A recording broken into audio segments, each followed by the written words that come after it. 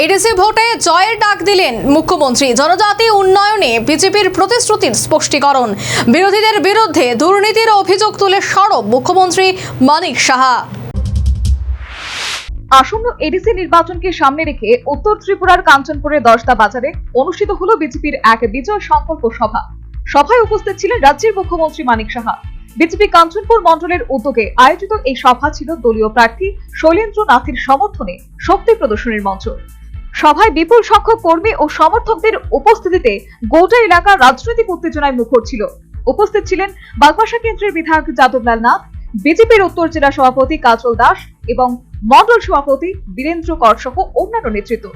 বক্তব্য রাখতে গিয়ে মুখ্যমন্ত্রী বলেন, উন্নয়নই বিজেপির একমাত্র লক্ষ্য এবং অঙ্গীকার। তিনি আরো বলেন, জনজাতি মানুষের অধিকার রক্ষায় আমরা প্রতিশ্রুতিবদ্ধ। তিনি অভিযোগ করেন, গত 5 বছরে এডিসি এলাকায় উন্নয়ন থমকে গেছে এবং বলেন, দুর্নীতির জন্য সাধারণ মানুষ এডিসি এলাকায় বঞ্চিত হয়েছেন। রিয়াং শরণার্থীদের পুনর্বাসন, পানীয় জল, রাস্তা ও বাসস্থানের উন্নয়নের কথাও তুলে ধরেন তিনি। সর্বোপরি জনজাতিদের উন্নয়নে রাজ্য সরকার কাজ করছে বলে তিনি দৃঢ়তার সঙ্গে জানিয়েছেন।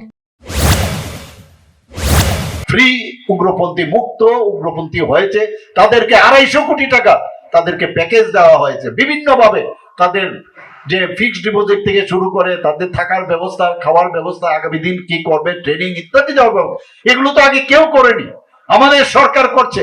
যারা জনজাতি আছে তাদের বিভিন্ন যে স্কুল, বিভিন্ন যে হোস্টেল গুলো আছে তাদেরকে সেখানে স্মার্ট ক্লাসের ব্যবস্থা করা হয়েছে, বিনা পয়সায় তাদের বই বিতরণ করা হচ্ছে, তাদেরকে ট্রেনিং দেওয়া হচ্ছে। এখানে যদি আমি বলি শেষ করা যাবে না, একের পর এক। আজকে আমরা ওয়ার্ল্ড ব্যাংক থেকে আমরা 1400 কোটি টাকা লোন নিয়েছি এবং এই 1400 কোটি টাকা কার জন্য? সমস্ত জনজাতি অধ্যুষিত এলাকায় সেখানে তাদের ডেভেলপমেন্টের জন্য, সেখানে রাস্তায় হোক, বীজতেই হোক, সমস্ত ক্ষেত্রে সেই খরচটা হচ্ছে ট্রাস্টের মাধ্যমে।